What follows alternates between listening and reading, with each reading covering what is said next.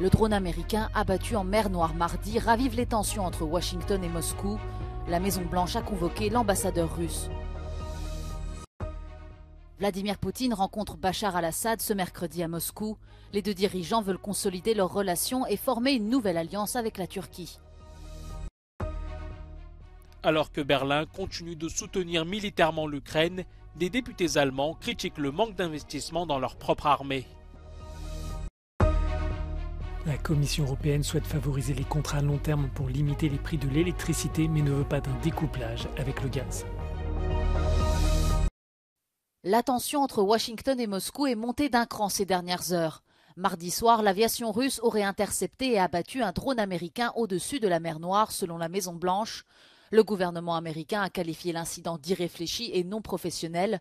Le Kremlin dément toute implication et dénonce une nouvelle provocation américaine.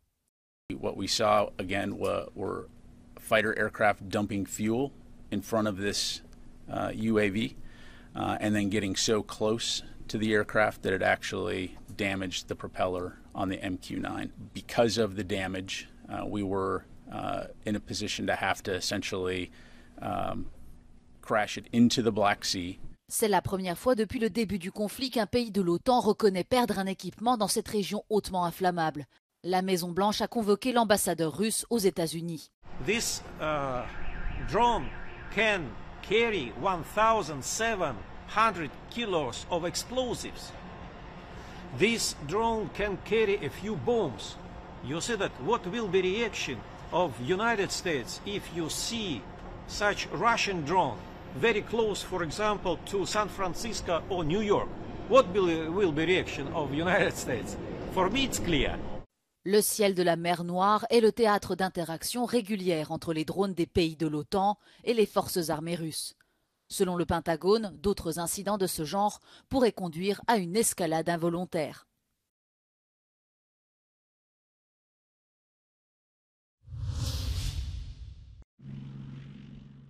L'armée allemande continue à manquer de tout. Ce sont ici les mots de la commissaire à la défense au Bundestag, Eva Högl.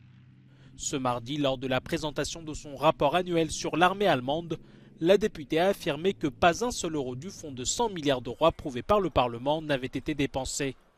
Ich beginne mal mit dem Thema Material und fasse das in den Satz zusammen, die Bundeswehr hat von allem zu wenig und sie hat seit dem 24. Februar 2022 noch weniger. Das betrifft die Ausbildung, das betrifft die Übungen und das betrifft auch die Ausstattung im Einsatz. Pourtant, l'année dernière, le chancelier Olaf Scholz, en promettant des investissements massifs dans l'armée, avait opéré un virage à 180 degrés par rapport à la culture pacifiste si chère à son parti. La nouvelle politique prévoit notamment d'atteindre l'objectif de 2% du PIB fixé par l'OTAN pour les dépenses de défense. Eva Högl a également émis des doutes quant à la réalisation de l'objectif de recrutement de 203 000 soldats d'ici 2031. D'autres députés allemands ont insisté sur la nécessité d'accélérer l'approvisionnement et le financement de l'armée. Mais plusieurs décennies de sous-investissement dans la défense ont rendu la tâche titanesque.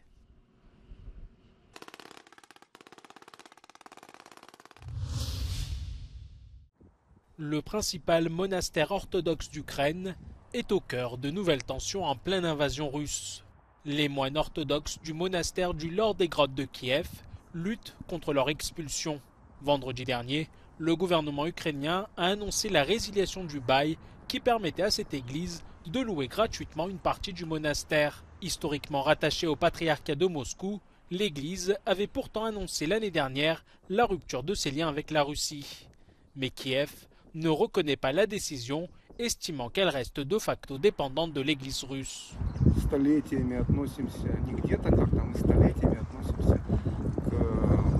Церкви, которая имеет своим началом патриарха, и по этой причине делать из нас каких-то там, я не знаю, иноагентов, или я даже не знаю, как они там формулируют, кто мы для них, врагов делать. Это, конечно, не так.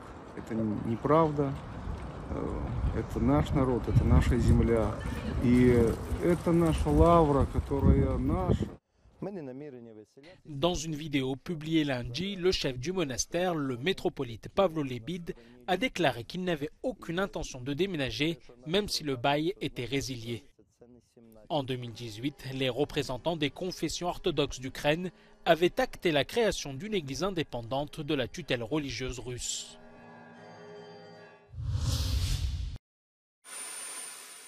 C'est l'un de ces rares alliés que le président russe s'apprête à recevoir. Ce mercredi au Kremlin, Vladimir Poutine doit s'entretenir avec le dirigeant syrien Bachar al-Assad et renouveler ainsi la coopération russo-syrienne. Cette visite a lieu le jour de l'anniversaire du soulèvement syrien de 2011, transformé peu à peu en guerre civile qui a fait plus d'1 million de morts et des centaines de milliers de déplacés. Moscou a joué un rôle central dans la lutte contre l'opposition qui tente de renverser le gouvernement d'Assad et a également défendu Damas face aux critiques des Nations Unies. Le dirigeant syrien retourne désormais la faveur au Kremlin, en le soutenant dès les premiers jours de l'invasion de l'Ukraine en février dernier. Une alliance qui permet aussi à Damas de sortir de son isolement diplomatique.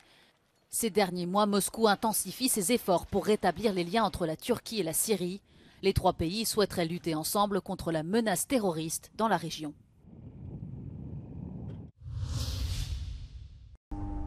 La réforme structurelle du marché européen de l'électricité attendra. La Commission européenne préfère une révision ciblée des règles existantes pour réduire la volatilité des prix. L'idée principale des propositions présentées mardi est de protéger les consommateurs à travers l'introduction d'un droit à choisir des contrats à long terme et à prix fixe. Les Européens pourraient même disposer de plusieurs engagements contractuels.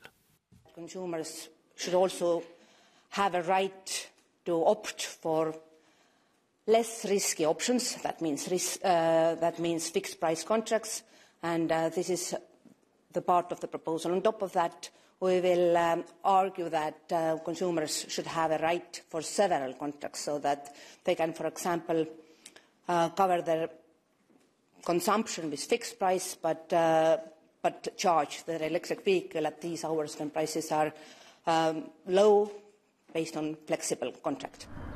Dans son projet, la Commission ignore les appels de plusieurs pays membres, dont la France et l'Espagne, qui voulaient un découplage des prix entre le gaz et l'électricité afin de limiter une flambée des coûts liés aux énergies fossiles, comme observé l'année dernière. Pour les eurodéputés sociodémocrates espagnols, les propositions vont dans la bonne direction, mais demeurent insuffisantes.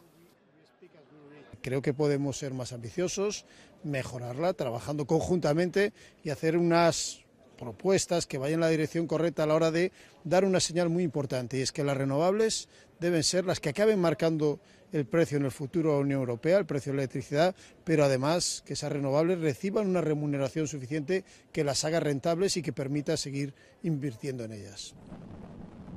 La Commission pousse aussi à investir davantage dans les énergies renouvelables afin de réduire la dépendance européenne à l'égard du gaz russe. L'institution ouvre aussi un peu plus la voie au nucléaire comme ressource décarbonée. Le débat s'annonce tendu entre les capitales. Paris souhaite tout de même parvenir à un accord entre les 27 et les différentes institutions d'ici la fin de l'année.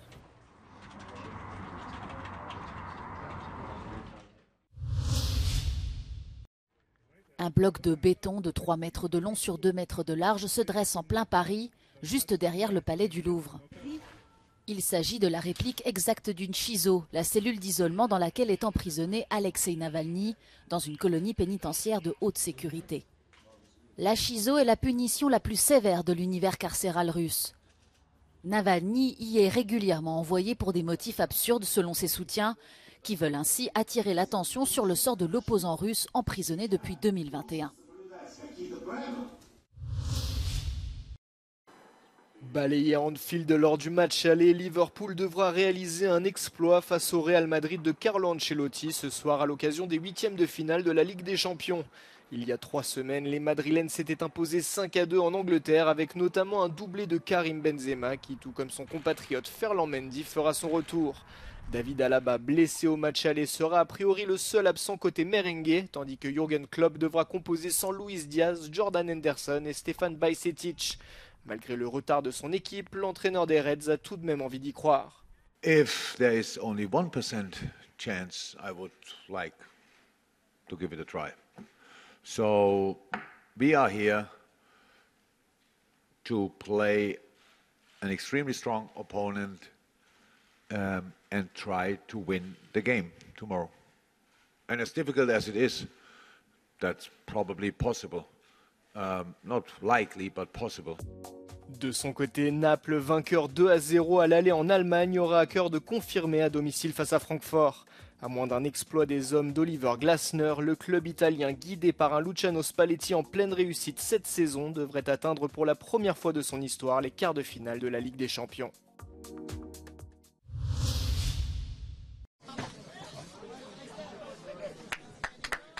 Dans 500 jours, le début des Jeux Olympiques d'été à Paris et quelques jours de plus avant les Jeux Paralympiques. Les organisateurs assurent que les délais seront tenus pour achever les chantiers des constructions en cours. Mais pour être sûr d'y arriver, le président de la République est venu lui-même sonner la mobilisation générale. Être à l'heure et dans l'excellence en termes de réalisation. Mais ce n'est pas parce qu'on est bon aujourd'hui qu'il faut relâcher quoi que ce soit. Les 500 jours à venir, on doit mettre une pression maximale pour avoir des jeux qui seront vos jeux. Je compte sur vous. Merci du boulot fait, mais ne lâchez rien pour les 500 jours à venir. Il nous reste énormément à faire. Vive la République et vive la France. Parmi les sujets de préoccupation, il y a la cérémonie d'ouverture. Celle-ci n'aura pas lieu dans un stade fermé, mais en extérieur, sur la Seine, ce qui n'est pas sans poser de problème en termes de sécurité. Les Jeux sont censés débuter le 26 juillet 2024.